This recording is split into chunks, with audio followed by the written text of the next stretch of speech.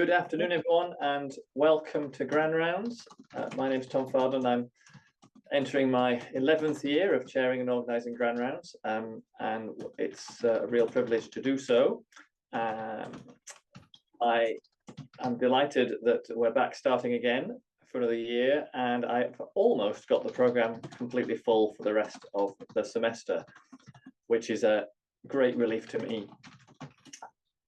The first Grand Round of this academic year 24 into 25, we're going over to the university and specifically to the medical school, and colleagues Kalpana Ragupathy, Sarah Ross and Lloyd Thompson are going to give us an update on the work that they've been doing in the last wee while to improve, change, enhance the teaching around professionalism in the medical school, about professional development, about what we teach, what we support, how we help our students understand what it means to be professional. And I think this is relevant to all of us as we move through from medical school to being doctors and continuing through our careers.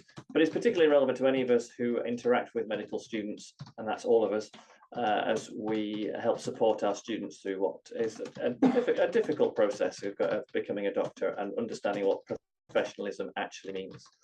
I was at a very interesting postgraduate session yesterday where the GMC came to talk to us for a whole morning about what they think being professional means, and about GMC referrals and about tribunals and all that end of things. So it'll be interesting for me today to hear the other end, supporting people in their professionalism and teaching our future doctors what it means to be professional.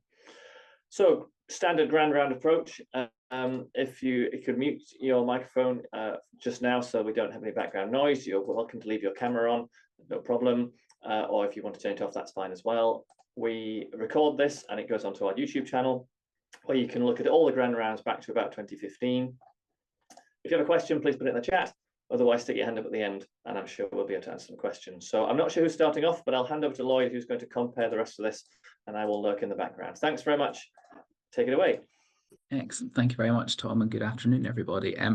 We'll do some quick introductions. My name is Lloyd Thompson. I have a couple of different roles, but I'm primarily, I suppose, a lecturer in the GP undergraduate education team, and I will let my colleague Sarah introduce herself. Yes, so I'm Sarah Ross. I'm a stroke physician, and I also have various roles in the medical school, but one of them as the one of the curriculum conveners. And then we have... Hi, I'm Kalpana in the background here. I'm years 1 to 3 MBCHP convener along with Richie. Anyone who knows Kalpana would know she's never normally in the background. But anyway, Sarah, please. Sorry. We'll try not to misbehave with our own professionalism just too much. So yes, thanks very much. I thought what we would do was just try and do a bit of scene setting first of all. So I'm just going to, do the usual, start off with a definition. So I guess this is an issue that comes back and forth to us in the medical school about how professional our students are. So we want to give you an idea of what we teach them, how we assess them, and what you can do when you're interacting with them, if there are good things or not so good things. So I suppose what we try and do as much as possible is to make professionalism grounded, so that they understand that this is a kind of a core part of who they are, and what it is that we want them to do, but also, some work on trying to encourage the right kind of values to be sitting behind that. But equally, it is a lofty ideal in some senses, and I think it can be a bit aspirational, and I think we need to be, clear with them that there's we're all trying to get better at this, but also that there is a set of rules and ways that we want them to do things. This is a quote about what medical professionalism is, and I quite like this one because it starts off with the idea that we need to be scientifically and clinically competent, which I think is a strong basis for things. But then that we use that knowledge and the skills that we've built up for patients' health-related interests, and then the sort of last chunk is public trust in doctors, and that, I suppose, is one of the things that medical students perhaps find a little bit difficult, is that suddenly this idea that here they are, and they're suddenly part of this and expected to behave in such a way that the public would be happy with, while also trying to settle into university and all the things that come with that. Tom, obviously you've had your GMC update, but this is from the most recent update of good medical practice, and so we try and frame this in the way that the GMC are involved in regulating us as medical educators, as well as the clinical world, and also that this is the level that they need to meet in order to graduate. If we think a little bit about the kind of pedagogy behind why we teach in particular ways, this is probably the way that people suggest that we should be thinking about professionalism in medical students. So this idea of kind of forming a professional identity. It's a bit of a busy slide, but the things to pick out are that some of this comes from who they are already, but a lot comes from their learning environment, role models that they see, quite a lot of unconscious acquisition of behaviour that they see in the clinical world, but also some non-clinical experiences. And actually formal teaching and assessment might be a relatively small part of this, or at least only one of many factors. So the idea is that, medical students start off as peripheral participants, and over time they are part of the community of practice, and they become fully participant in that, and that there's this socialization process, if you like, from where they've started from into what a professional identity looks like. So that's what we're trying to support, and there is some suggestion that we should be explicit with students that this is the process that happens, and what the influences on that are. As I say, also there's the sort of rules of engagement. So we have a student charter. That's again a lot to put on one slide, but we are we're very clear about what we expect in terms of undergraduate behaviour, whether that's in teaching sessions, whether that's teaching out with medical school, being professional in a clinical area as well as in a public space. And more recently, one of our teaching fellows has worked a bit on trying to make this a bit more interactive for students. So we've got some great kind of interactive pictures that Eve Laws, our medical artist, has produced. So they are able to sort of look at, for instance, this being the lecture theatre, and the sort of exclamation points. They can look at comments about coming in late, perhaps using mobile phones while they're in session, and various things. So because it's not the most it's a bit of a dry topic, let's say. So we've tried to kind of make it a little bit more user friendly, and again trying to very much get it as a practical and sort of everyday part of what we expect from them. In terms of sort of teaching and assessment, there is an introduction at the beginning of year one, and actually as well as that, there are other introductory things in the first week of medical school that talk about equality and diversity, and other kind of professional values and attributes. But I guess there's a lot that they do here in year one.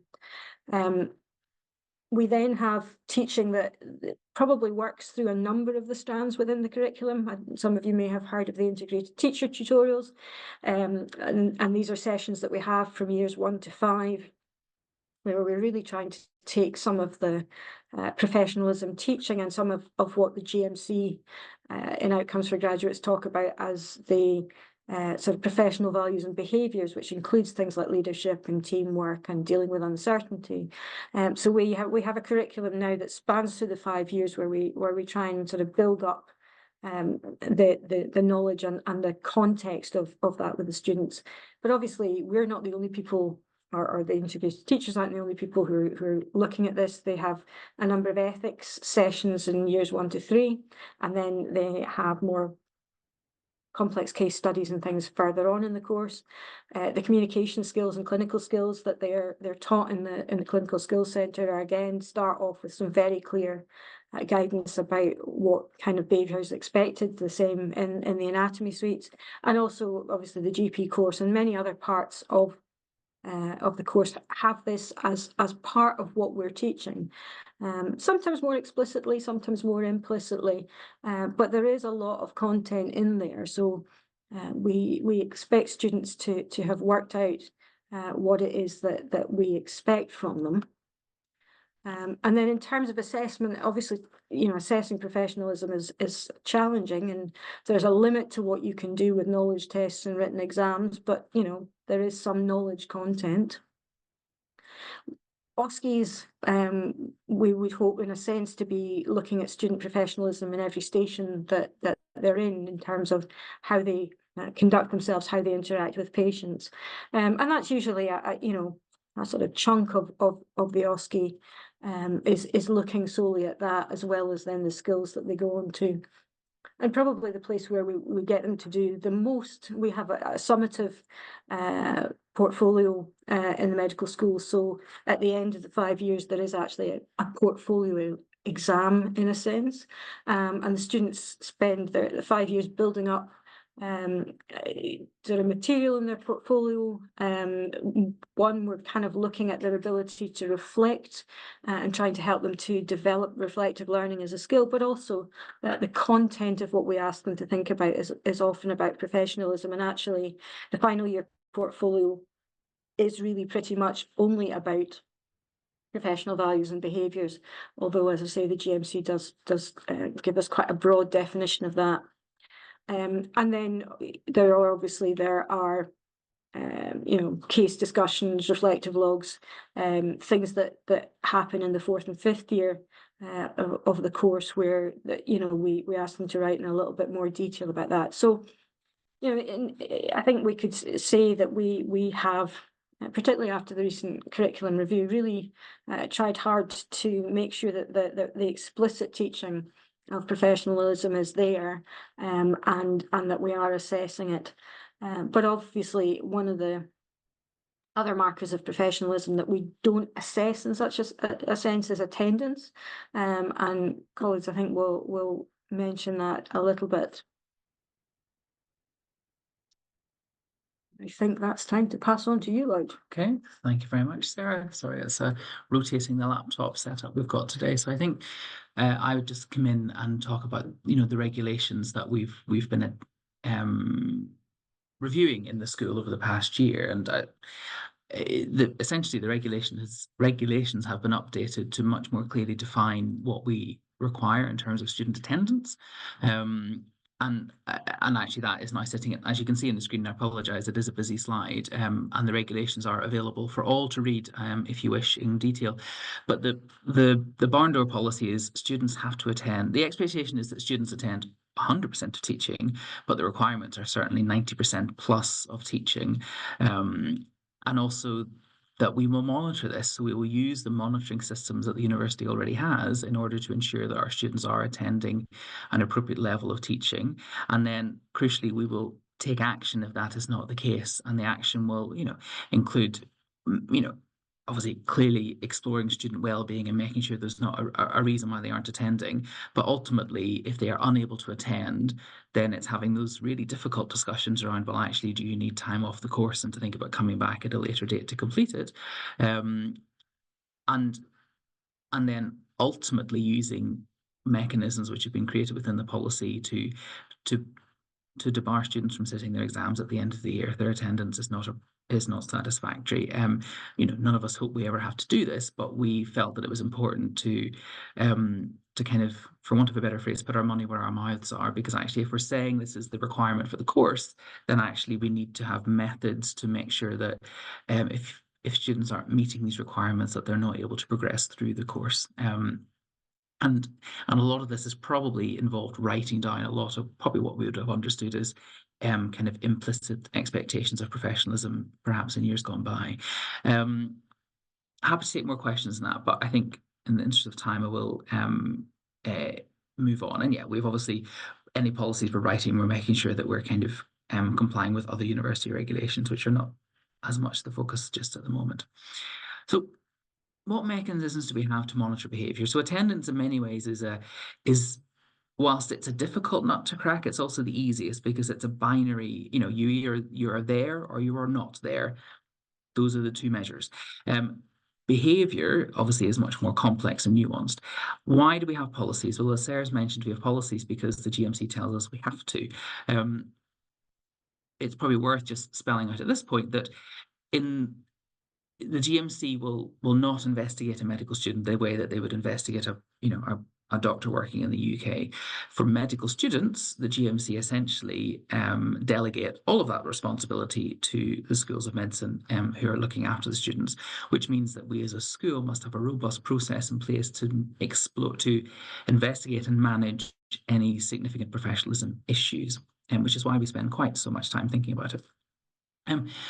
In our context, that essentially means we have two committees. We have what we call our professionalism committee, and that will be something which is, I suspect, familiar to all of us, if not the committee, the concept, in that it's for a student for whom there is a significant concern about their professionalism. And that committee has the ability to oversee, investigation and management of anything, and that can be, you know, reasonably low-level things which are significant, you know, right up to really significant things which, you know, require a student to be taken off placement and may risk their removal from the course, and anything in between. We also have this thing called the Support and Progress Case Management Group, and this is, I think, important to say that it is not the Professionalism Committee, and it's a group where students are, you know, they are formally referred in and they are formally monitored. But the emphasis is not on any punitive measures, for want of a better phrase. It is very much to identify what supports can be put in place in order to support that student's professionalism. It's not just professionalism, it will be students also with academic or other concerns. But essentially it's a regular meeting of academics to explore difficulties that students are having, but to do it in a formal way. And clearly there are points where students, because of the way things evolve, you know, despite appropriate support from that committee, students are still not able to adapt their behaviour to improve their professionalism. So of course there are mechanisms whereby students can transfer from one committee to the other, and indeed vice versa. But I think it's important to be aware these two committees exist, they meet regularly, and their focus and their remit is, whilst in many ways similar, quite different as well. So what are our processes in the school? This is a very high level overview. Essentially, there is a concern, and this is a concern from anyone, you know, a clinician on the ward, in the community, or a member of the public even. A concern is raised. That concern comes into the school, and the curriculum management team, which is essentially the clinical academic team within the school, will take that forward. What that will mean is some investigation, some groundwork, and then almost certainly referring it to the Professionalism Committee for them to take over the kind of investigation and management of it. This may or may not result in more formal fitness to practice proceedings, and that would be where there's a serious concern about the student's ability to be professional in a clinical setting and it sort of uses the same, criteria that we would expect of the GMC, that the GMC might apply to, us working in the clinical environment. And this is appropriate for higher level. I think we would all agree that if a student has done something really quite dishonest, or, has compromised patient safety, or has, we would all accept that that's a reasonable way to go. But that's not a reasonable response to the students turned up late twice this year, or a reasonable response to, they weren't quite adhering to infection control procedures on the ward, 1 or 2 times in the year. So we need to have a separate process for dealing with these, what we call lower level professionalism concerns. And that's probably where the big change in policy we've had in the past year has been. I think we need to remember that, when we talk about unprofessional behaviour, it is the minority of our students, and it is not all of the time. I know for those of us who get stuck in the middle of it, it might feel like it's a lot of the time, but it's still actually a minority of the time. And also, it's not normally bad behaviour. It's actually it's normally other things causing the students to behave in the way that we're seeing. It's not normally because they are wanting to be malevolent. So therefore, we need a system which, is robust, but is not, significantly impacting the majority of the student body for whom this is not an issue. So we have come up with this. We have taken away the lapse in professionalism system because it really wasn't being used. Anecdotally, we would hear the wider concerns about, some levels of student professionalism, but then we weren't seeing a system being used and appropriate in response. So it's been removed. And I think there were lots of reasons behind that, but essentially I think a system that allocated points, had lots of connotations of being quite a punitive system, and we felt it was best to move away from that. So it's been replaced with something we're calling the Professional Discussion Record System, or the PDR system. So it's not punitive, it's not a tariff. You don't get 3 points for, really bad behavior and 1 point for, slightly bad behavior. It's recognizing the fact that what we're talking about is low-level professionalism concerns, and we're treating them all equally. So it doesn't really matter, the subtleties of whether it's a more or less serious low-level concern. It's a low-level concern. It's not something that's more concerning, like the examples I gave earlier about potentially, compromising patient safety. So it's for things like this. It's for stuff that we know happens and we know is not professional behavior, but it's not significant on professionalism. But it's not those things. So we have said that we need to we've put a line in the sand and said that students who have 3 or more of the lower level things, then actually we need to do something formal in response to that, because we recognize that for the majority of our students who are, not engaging properly with the course, turning up late, the reality is it's because there's something else going on in their life that's stopping them doing that. And actually, we thought the most appropriate thing was to say, well, we're going to support you, and we're going to ensure that this support and progress committee have oversight of you and what's going on, with a view to identifying what supports are needed. Now, clearly, if this committee works with the student and nothing changes despite supports being put in place, well, then at some point that will transition into more of an actual professionalism concern that gets picked up by the professionalism committee. But as a school, we wanted to recognise the fact that the majority of the time it's the student need that's driving the behaviour, not their own choice necessarily. But we still have these we still have processes to address these higher level concerns. And there's a flow chart that has this spelled out later on. But essentially, if you as a, member of staff involved with our students come across something which is, of the level that you can see described on the screen, clearly we want you to do something in the moment itself to limit harm. And then we want you to tell us. Now, we've used this, and we are happy for you to tell us any which way that you can do, and whether that is a phone call, whether that's physically coming into the office. But we realize for the majority of people, actually emailing is probably easier. We have landed on the student support inbox, which is the email address on the screen, because it's a well-monitored inbox. And again, because the reality is no matter what's happened, there will be a student support issue, because if there hasn't been up to this point, there probably will be afterwards. So we've kept the student support mailbox as the kind of place to email in anything. So please do that once you've kind of taken immediate action. I think it's probably worth saying, clearly, if you email them with something of significance, one of us will be in touch to discuss with you to get more details. So do please keep any evidence as well, whatever that might be. So that's the significant stuff. And then for the lower level stuff, what we would really like you to do is to speak to the student, because actually it's not unreasonable to, you're turning up late. Why is that? Or you're not replying to my emails. I would like you to respond to my emails more quickly, because we want to support our students to be more professional. And as part of this, ideally, we want the person who's involved to do that. Now, that, of course, may not be possible, and it may well be that actually it's replying to a student email or sending them an email, late after the event, which is also absolutely fine. But, we want you to then record that discussion. So essentially, it's something has happened that's lower level on professionalism. You've ideally highlighted that to the student and said, actually, you've turned up late, or, I've had to chase you twice now to respond to my email, and that's not professional. Then we want you to complete the form. The form is very light. The form is basically student details, your details, and a brief description of what it is.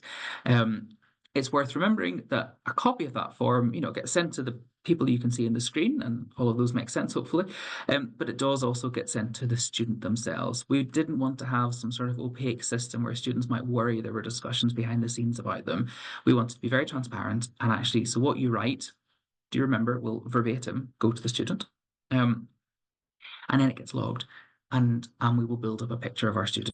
And for the majority, it will be infrequent, and not very much will happen as a result. But obviously, for those students who accumulate more of these, we'll be building up a picture, and hopefully, with any luck, we'll be doing that in first and second year, and then we can have targeted support and work with the students to make sure that by the time they're getting into the more senior levels of the course, that these issues are sorted as much as they can be. Or of course, the other scenarios where it becomes apparent that actually, for that person transitioning into higher levels of medical undergraduate training is just not appropriate. But we would all obviously much rather have those discussions in the earlier parts of the course rather than the later parts. So again, it's building up this picture. So any member of staff can complete one of these forms. Now, I am aware that different departments may choose to structure these things differently, but I think, we know that unprofessional behavior is demonstrated to all sorts of people. And, certainly we know that sometimes it's our administrative teams that can bear the brunt of the unprofessional emails. So we do want to empower any team member to be able to call students out if they are demonstrating unprofessional behavior. And we recognize that from our admin team's point of view, that actually might be a significant amount that they're then feeding into us to say, the student is speaking to me in this way via email. So we want anyone to be completing this. It's not behind a password. It's an open link that anyone in the world could click on. That is the same as the previous iteration of the form. So all that anyone needs is the link, the keyboard. But because we have that open and transparency about it, we do have a little level of kind of triage. So essentially, once it's completed, it does go to the year lead. I think we need that because we need the year lead to decide whether it's appropriate or not. And that can go one of two ways. It can either be what's described here is something really significant that's not just a low-level PDR thing. This is a high-level, we need to investigate thing, in which case the year lead will take action. Or it may well be it's not related to professionalism. Clearly it's an open link, so anyone could, maliciously submit something, I suppose. But it may well be that it's something which is not professionalism. It's, obviously not suggesting anyone here would do this, but something like, I told the student not to wear red tops because I don't like red tops, and the student has done that. That's clearly not a professionalism issue. It's just a personal taste thing. So we also don't want our students to be unfairly, dare I say, victimized by this. We want to be fair. So there is a little bit of triage.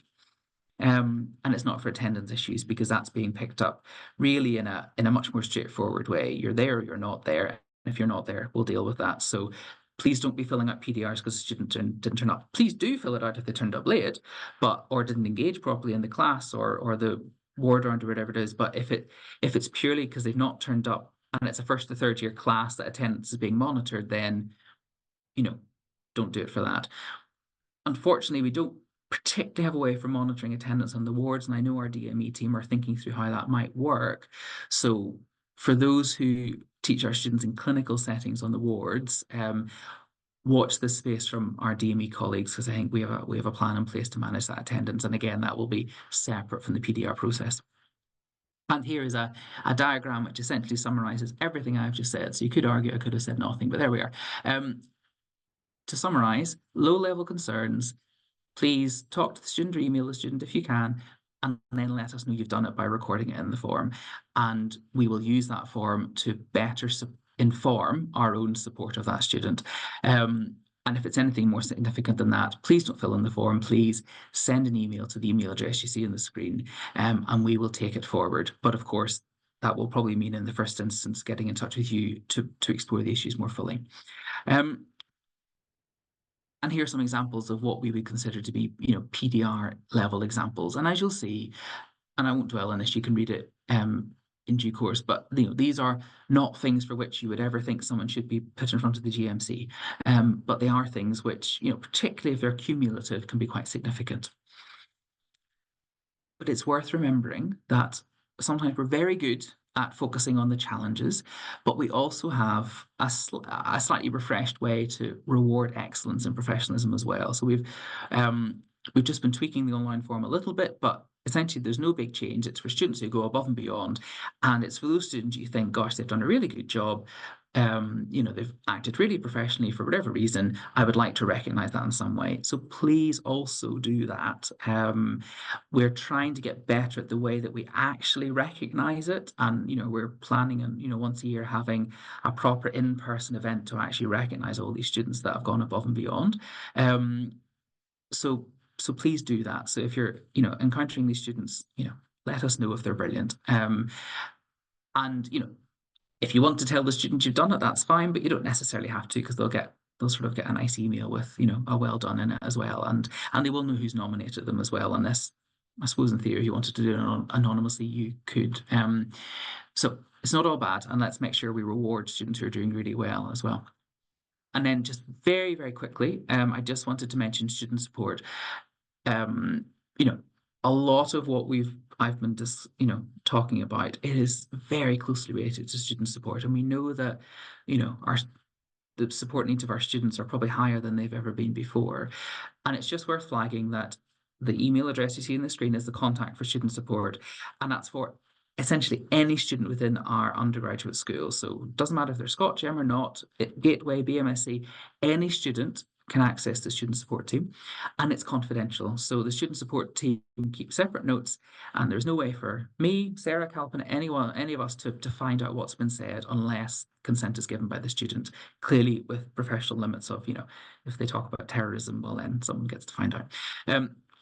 And please encourage, any student you come across who's struggling, please encourage them to email, but also remember you can do it on their behalf. Ideally get their consent to do so, but not necessarily, because it is very reasonable to say to the student support email address, I'm worried about the student, could you please reach out to them? That, that's within all of our professional, the professional remit we hold ourselves to of, if you're struggling, we expect you to reach out and get help, and the same applies to our students. But it's not an emergency service. So it's Monday to Friday, it's 9 to 5. They are very good at responding during those times, not at the weekends. They're not an emergency service. So if you remember nothing else, probably remember the email address you see in the screen and contact us if you've got concerns. But ideally also fill out the other stuff as well. I'm going to hand over to Kalpana. Thank you very much. Thank you, Lloyd. So why should we be discussing about how we approach challenging conversations? Just alluding to a point that, thank you, Lloyd said initially, it's only a minority. But when we face unprofessional issues as tutors and as clinicians, it might actually take us by shock, and it's good to have a strategy even before it happens so that we are able to deal with it effectively or with confidence. One thing that came to my mind from last year was there was a live lecture going on in Ganaki Theatre when pizzas were ordered and the delivery was done into Ganaki Theatre. Now, this could be perceived in different ways, but it was lack of professionalism because other students then got disturbed and there was a bit of a fluster. And it's actually a miracle that Domino's Pizza didn't pick up on this and said, oh, we'll give 50 for the price of 5. And it's a special lecture theatre deal for University of Dundee.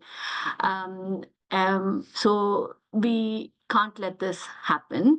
So we thought we did this workshop last week actually, and it's been overwhelming feedback of how useful it was. Just wondering, I can see that there are only 13 people logged in. So do we go for the Menti or we just skip the Menti? I'm not sure what others feel about it. We can't see that, isn't it, in the chat? You could just take a photo of this and do the Menti at your time later on. It's okay. Yeah, okay. Yeah, we can just do that later. It's only a small group. So the main thing that I had a problem when I've been a clinician for a very long time, a tutor for a lesser period of time, and an academician for a much lesser period of time. The main difficulty I had was, okay, what is lack of professionalism? Lloyd has already shown you the slide. But I think this is a useful thing. It's 4 I's. If you feel a student is having problems with involvement, integrity, interaction, or introspection, then it is a lapse in professionalism. So if at all, most of us feel, oh, these are just school students, they've come into the university, they will be fine, and the years in the medical school will sort them out. One part of us thinks like that.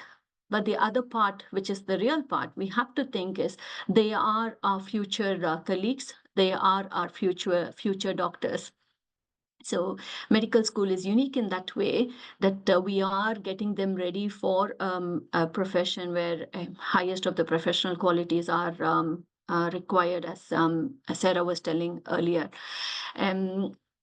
I think that's where we are, that we should be holding them to the same standards that we are holding. The other week, actually, I was doing a joint consultation for a patient with the senior registrar, and I've seen them as my 4th-year student. So yes, I am getting old in the place, but that's not what I wanted to infer. I wanted to infer that they are the future doctors. So we have to provide the governance for that. But there could be some difficulty. In the workshop that we ran last time, we asked the delegates how comfortable they feel challenging lapse in professionalism.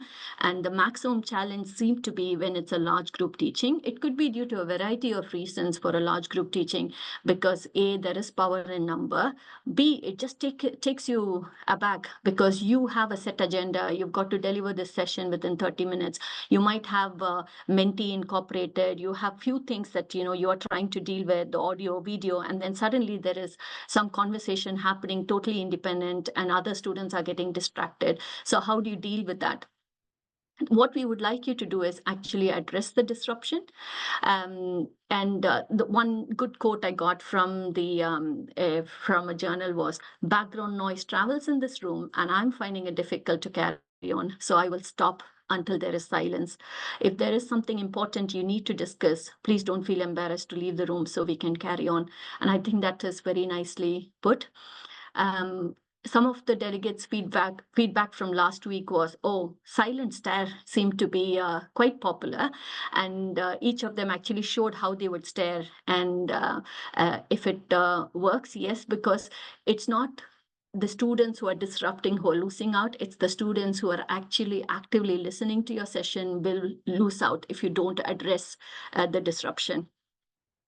Another useful feedback we got was, oh, actually invite the group to ask you questions, saying, oh, is that something that I'm not made clear? Why don't you ask me the question rather than asking your peers? And then at the same time, positively reinforcing the other students in the large group so that they don't feel that they're being told off for no mistake of theirs. So this is some of the strategies you could use in a large group teaching disruption. And if you did feel like contributing in the chat, you could say what you would do if somebody is creating an active disruption in, say, for example, Ganaki or Olson. It's actually much easier to address lack in professionalism in a small group or a one-to-one session or in a ward environment. So the framework we could follow is you prepare the conversation. For when you prepare for the conversation, so the order of events would be you have noticed something that is unprofessional. You can email the student to let them know, I have witnessed unprofessional behavior.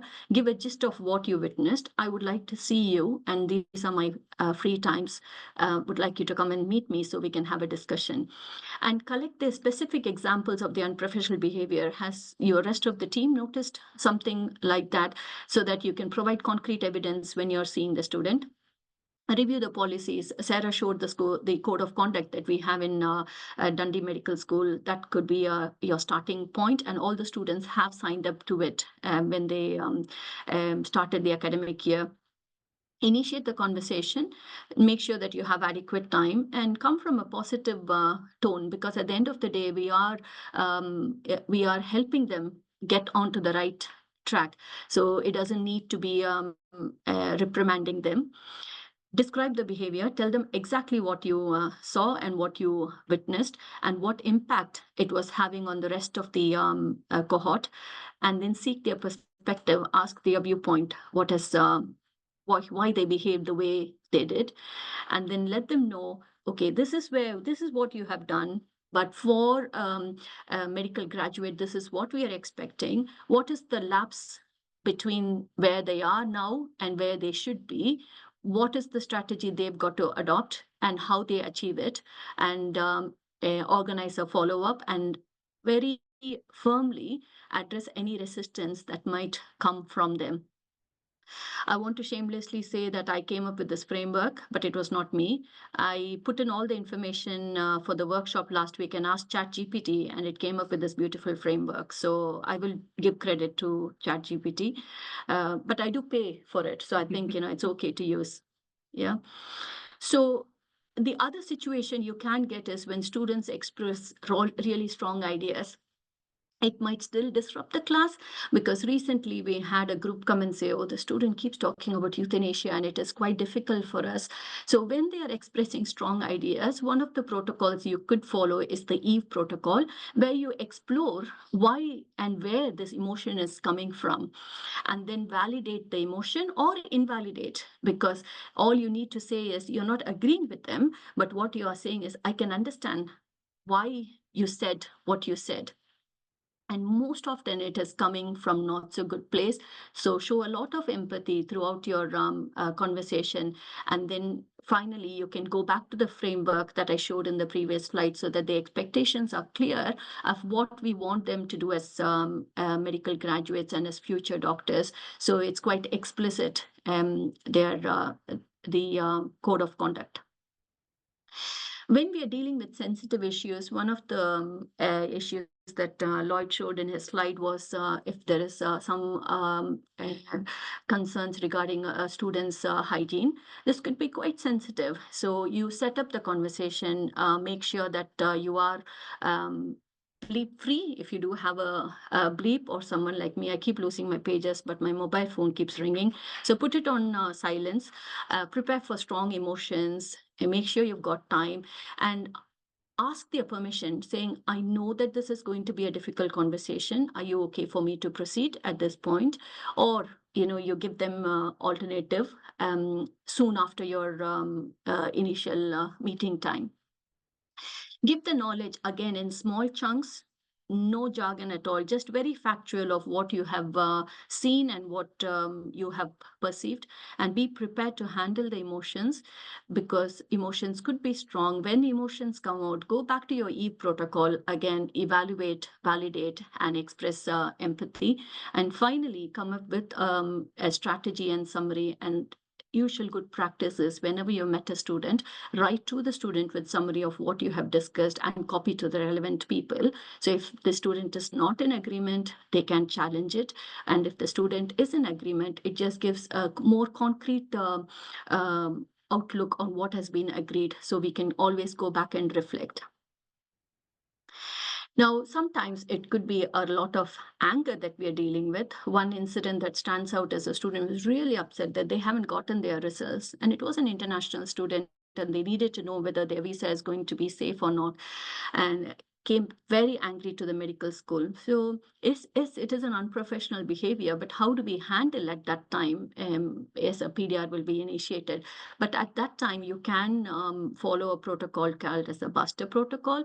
Be prepared, have your facts already in place, listen, practice the 6-second rule. If you say something, and they say it, our first response is to retaliate immediately. Count 1 to 6, and then you say what you want to. I'm doing this more and more with my daughters because I don't want to make them more angry than what they are towards me right now. Go for tell me more statements, because when somebody is thinking about an answer to a question, then they are more likely to let go of their anger. So you know, one thing could have been like, oh, did it happen when your formative exams results were announced? Have you had the OSCE results, or it's only the written? So tell me more, empathize, validate, and say, wish statement, I wish it could have been better for you. I know it is frustrating. Let's look at it. And then go back to the framework of addressing the lack of professionalism. So as a recap, I just had to pay, this is Buster, my own Labradoodle. I had to pay him with a treat to get this hat photograph. So for a recap, we have, oh, sorry, it's not coming up. So we did look at the PDR process, some of the frameworks that could help you, like the Eve, the Buster, as well as the Spikes protocol. And I want to finish off with something that made me smile today. I started the day like this. That was Buster showing his face with so much of guilt. And I'm like, I'm not sure what he has done, until I realized, I don't know if you can see the green in his face. He had eaten the icing I'd put on the cake that I baked for my daughter's birthday today. Thank you. And I think we're okay to take questions. Excellent. Thank you, Kalpana. To clarify, he ate the icing out of the bin. The cake itself remained fine. The cake itself is fine. Yeah, it's the bin one. Excellent. I'm just going to get our chat up. I realise there might be some questions. So, Tom, over here. There's just chatter from me. No, just chatter. That's fine then. Yeah, and it's interesting. You came on. Kalpana came to talk about how do you deal with the noisy students in the lecture theatre. This has been I've noticed this as years have gone by, and it happens more frequently, and just as time goes on, that there's often a group of students at the back left of the theatre who are having their own conversation about whatever they're having a conversation about. And it's usually about 20 minutes into the first lecture I give where I have to say, look, the noise travels in this lecture theatre is designed to do that. I can hear you down here, so I'm sure everyone else can hear you in the room as well, and they're here to learn. If you don't want to, then just leave. I mean, I try to be as matter of fact about it as I can, but it is either you stay so everyone learns, or you leave and the rest can learn. And my feeling is that they don't come to the next lecture, but that's their choice, and that's fine. I have no way of knowing, but it's interesting that you then went on to talk about that. I was part of the team that introduced lip points way back when, and I remember at the time having a lot of. We didn't have anything before that, so we did pilfer it from elsewhere and modified it, and we had spent a lot of time worried about what happens if you amass 6 lip points for what are minor transgressions. But that was kind of the point at the time, is that there are some people who just, their level of dedication, commitment, professionalism, timekeeping, handing things in, just burbles along just under the level of, and those things weren't being noted. So that was one of the reasons for doing this. And I think what you've got now with that low level concern, low level anxieties about whether you've got a platform for dealing with that now. I remember students feeding back to me back in the early teens that they felt it was very punitive, that if they handed something in late, they got a point. If they handed something in again late again, they got 2 points. If they, and then suddenly they'd be up to 6, and they'd be hauled up to see the deputy dean, etc. I think it's very challenging. I think the work you've done is excellent in this area, and I think that you've given a very clear presentation today about what we can do as teachers, leaders, examples, and how we can highlight these things. Does anybody else in the audience have any questions or comments or anything to add to this important area? One of my reflections from yesterday's talk about the GMC, they gave us some numbers of how many people in Scotland are referred to the GMC, how many get through an initial process, how many end up in a hearing, and how many people are removed from the register. And the and this is doctors, not students, but there are obviously it's a continuum. Most doctors worry that they're going to be struck off because they make a mistake. Kalpana makes a mistake in surgery. You make a mistake, you miss something in general practice. I put in a chest drain, it goes into the wrong place, and that's what we worry about. I'm going to do this and I'm going to get struck off. And they said that never in the history of the GMC has anyone been struck off because they made a mistake. The reason that people get to hearings is because of misconduct. It's usually sexual misconduct, or it's a substance addiction problem, or it's a persisting behavioral problem that predicts future problems. And I think that was a very interesting and quite a strong message from the GMC and the professionalism committee that you've put together. I think as is the GMC's proxy in this, isn't it, that they do the job of. I think they'll have the same standpoint.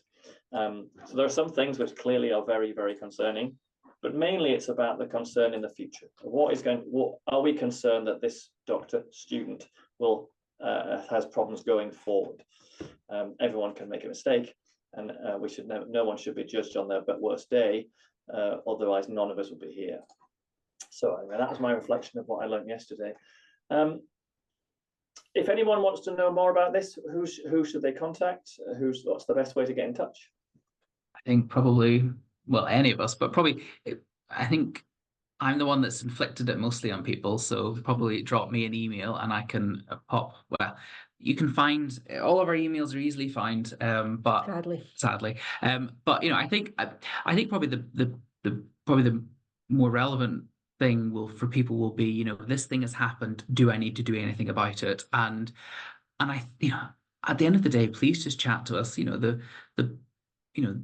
We're all easily accessible, and if you don't know who to contact, then any of the kind of MBCHB year 1 to 3 emails or whatever it might be. Just the reality is, the holders of all of these email addresses tend to kind of navigate around the same office spaces fairly frequently. So you will get through to someone quite quickly who you can chat with. And if it's PDR, I suspect the challenge for most people will be, this thing has happened. Is it a PDR low level thing, or is it a slightly higher level thing that we should take a bit further? Chat with me, chat with probably the year lead if that's helped. But it's not, just get in touch with the school, and we're more than happy to have a chat with you. The nature of these things is that it is not time critical, in that if it takes us a day or two to come up with the right way to address it, that's absolutely fine. We'd much rather do the right thing and take a bit of time than have a knee jerk. So get in touch with me or your year lead or anyone with an @dundee.ac.uk email address that you think might be half decent to contact, and we'll soon get you through to the right person. So if in doubt, the year 1, year 2 admin support. Exactly. The admin support people will be the easiest one. To you. So if anyone what needs the way to go, that's great. It did occur to me when I presented in some of this last week that we haven't actually given you a link for the PDR form, but it will be reasonably easily found on Moodle, and I think what we might do is just see if we can make sure that there's a kind of quick and easy way for people to access these things, because faffing around trying to find the form is not also what we want you to be doing. Yeah, so certainly the link has been distributed through the DME to the various kind of relevant people in your department, so you should have had a copy of it, but we all know that a system like that is certainly not perfect. So so we can the link is freely available, but we can maybe think of ways to circulate it more widely. But certainly, again, email in and we can certainly send a link to you. But someone in each department that takes students should have a link, hopefully. So that's great. And one of the bringing in for the postgraduate education training support things is one of the key things our trainees feedback to us is when we don't give timely feedback. So we leave it and they go, oh, now I see you again. 3 months ago, you were in AMU and you did this unprofessional thing. So if you're listening to this either in person or on YouTube or later, I think don't sit on these things. It's much better, it's much easier and much more, I think, fruitful to have a conversation with a student, doctor in training, whoever, consultant, anybody that you're feeding back to say, yesterday I noticed this and we just need to talk about it, rather than this happened last May. So that's just another bit to chip in. Thank you very much. You've kicked off the Grand Round programme for 24-25 and very nicely. Thank you very much. Really important topic. Thanks for getting in touch and kicking things off.